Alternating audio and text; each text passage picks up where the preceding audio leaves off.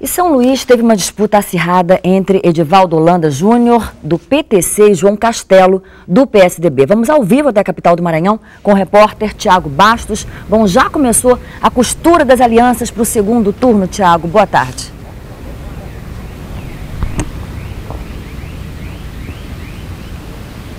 Boa tarde, Carla. Boa tarde, Brasil. Bem, é isso mesmo. As alianças já começam a ser feitas visando o segundo turno. No Maranhão, apenas em São Luís, haverá segundo turno. Edivaldo Holanda Júnior, do PTC, obteve 36,44% dos votos, contra 30,6% de João Castelo, do PSDB, atual prefeito que tenta a reeleição. Policiais militares, 1.100 policiais militares, além de policiais civis e federais, trabalharam na capital maranhense para garantir a tranquilidade durante o processo eleitoral. Apenas 4 pessoas foram indiciadas em São Luís por compra de votos. No interior, segundo a Polícia Federal, 26 pessoas foram presas ou ouvidas por compra de votos, desacato e transporte ilegal de eleitores. Agora, as polícias federal e militar se preparam visando o segundo turno das eleições. Vamos ver como ficou o mapa das eleições nas regiões norte e nordeste do país.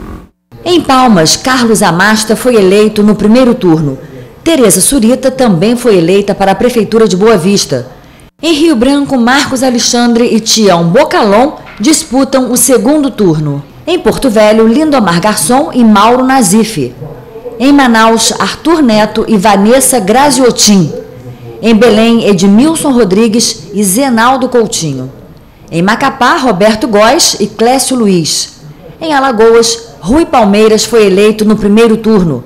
Geraldo Júlio, em Recife. Em Aracaju, foi eleito João Alves. Em São Luís, Evaldo Holanda Júnior disputa o segundo turno com João Castelo. Em Teresina, Firmino Filho e Eumano Ferrer. Em Fortaleza, Roberto Cláudio e Eumano de Freitas. Em Natal, Carlos Eduardo e Hermano Moraes.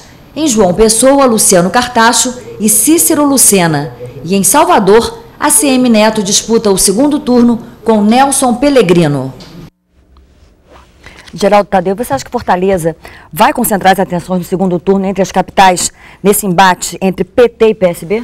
Sem dúvida, porque havia 3 capitais onde os partidos se enfrentavam, né? Belo Horizonte, Recife e Fortaleza. Nas 2 primeiras o PSB já decidiu, já levou a melhor.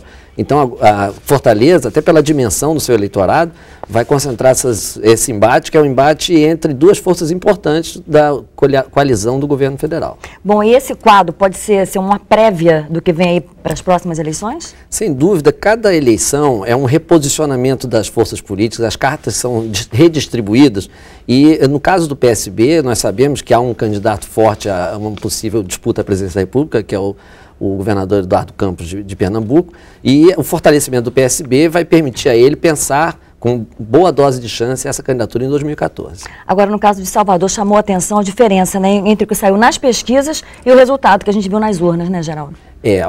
Os institutos têm que repensar algumas coisas na sua metodologia, porque essas subidas de última hora sempre desconcertam todas as pesquisas. O Salvador é um exemplo, existem outros exemplos também, como o caso de Vitória, onde o candidato que venceu era dado como segundo colocado com uma boa distância em relação ao Luiz Paulo. Então, alguns casos precisam ser revistos. Agora, e no Norte, alguma surpresa? Não, o que a gente tem observado em geral, que ou a gente tem um enfrentamento entre PSDB e algum partido da base do governo, ou dentro da própria base do governo. Isso porque a base do governo está muito larga, quer dizer, existem muitos partidos dentro dessa base e a disputa acaba se deslocando do binômio governo-oposição para dentro do próprio governo.